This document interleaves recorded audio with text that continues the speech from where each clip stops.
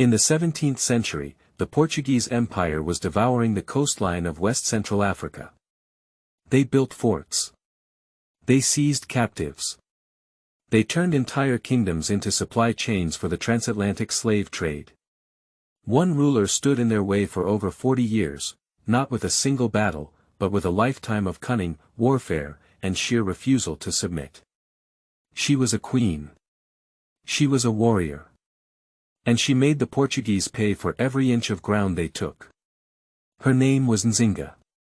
This is the story of Queen Nzinga Mbande of Ndongo and Matamba, a woman who fought the largest slave-trading empire in Africa, who outmaneuvered European generals and governors, and who died free in a kingdom she had defended for 4 decades.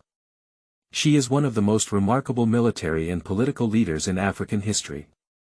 And her story deserves to be told. Nzinga was born around 1583 in the kingdom of Ndongo, located in what is now northern Angola. Ndongo was a powerful Mbande kingdom, rich in resources and strategically positioned in the interior of West-Central Africa. Her father, Ngola Kaluanji, was the ruler of Ndongo. According to historical accounts, Nzinga was groomed in matters of statecraft and warfare from a young age. She accompanied her father to political councils and, unusually for the era, received training in combat and military strategy. The Portuguese had been encroaching on Ndongo territory since the late 16th century. They established the colony of Luanda on the coast in 1575 and began pushing inland, seeking captives for the slave trade and control over the kingdom's resources. By the time Nzinga reached adulthood, her kingdom was already at war. In 1622, Nzinga's brother, King Ngola Mbande, sent her as his envoy to negotiate peace with the Portuguese governor in Luanda. What happened at that meeting became legendary. According to multiple historical accounts, when Nzinga arrived, the Portuguese governor sat in a chair while offering her only a floor mat, a deliberate insult meant to signal her inferiority. Nzinga refused to accept the slight. She reportedly ordered one of her attendants to kneel on all fours so she could sit on their back, placing herself at equal height with the governor. The message was clear: she would not be subordinated. During the negotiations, Nzinga demonstrated extraordinary diplomatic skill. She secured a treaty that recognized Ndongo's sovereignty, required the Portuguese to withdraw from certain fortifications, and called for the return of captured Ndongo subjects. She also agreed to be baptized as Dona Ana de Souza, a strategic move to gain Portuguese trust and access to potential European allies. The Portuguese never honored the treaty. They continued their raids, their kidnappings, and their territorial expansion. By 1624, Nzinga's brother had died. Some historical sources suggest suicide under the pressure of the ongoing conflict, while others suggest more complex circumstances. Nzinga claimed the throne. Her right to rule was contested by some within Ndongo's political structure, as female succession was not traditional. But Nzinga was not interested in tradition when tradition meant weakness. She consolidated power through a combination of political alliances, strategic marriages, and military strength.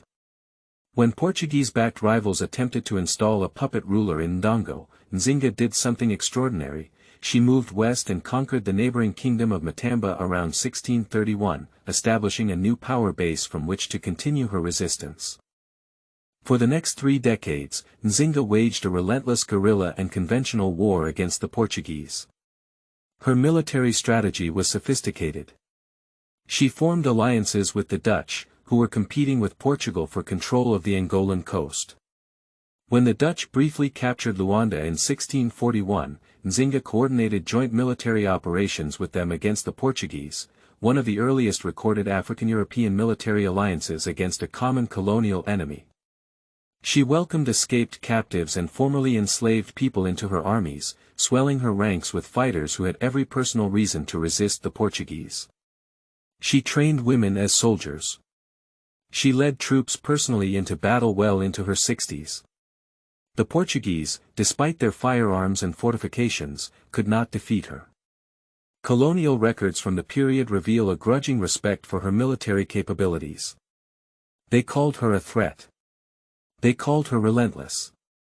They could not call her conquered. After the Dutch were expelled from Luanda in 1648, Nzinga lost a crucial ally. The military balance shifted against her. But rather than collapse, she adapted. She entered into a new round of negotiations with the Portuguese from a position of calculated pragmatism. In 1657, she signed a peace treaty with Portugal, this time on more equal terms than most African rulers could achieve. She secured the return of her captured sister, maintained Matamba's independence, and ensured that her kingdom would not be absorbed into the Portuguese colonial system. In her final years, Nzinga focused on strengthening Matamba's economy, developing trade relationships, and establishing Catholic missions, not out of submission, but as a diplomatic tool to maintain European alliances and protect her people. Queen Nzinga died on December 17, 1663, at approximately 80 years of age. She died free. She died a queen. She died in a kingdom that she had built, defended, and held against one of the most powerful empires on earth. Her death was mourned across Matamba, and she was buried with full royal honors. The kingdom she left behind continued to function as an independent state for decades after her death, a testament to the institutions and alliances she had built. Nzinga's legacy is immense. In Angola, she is a national hero, her image appears on the country's currency, and a major street in Luanda bears her name. A statue of her stands in Largo de Matamba, one of Luanda's most prominent public squares.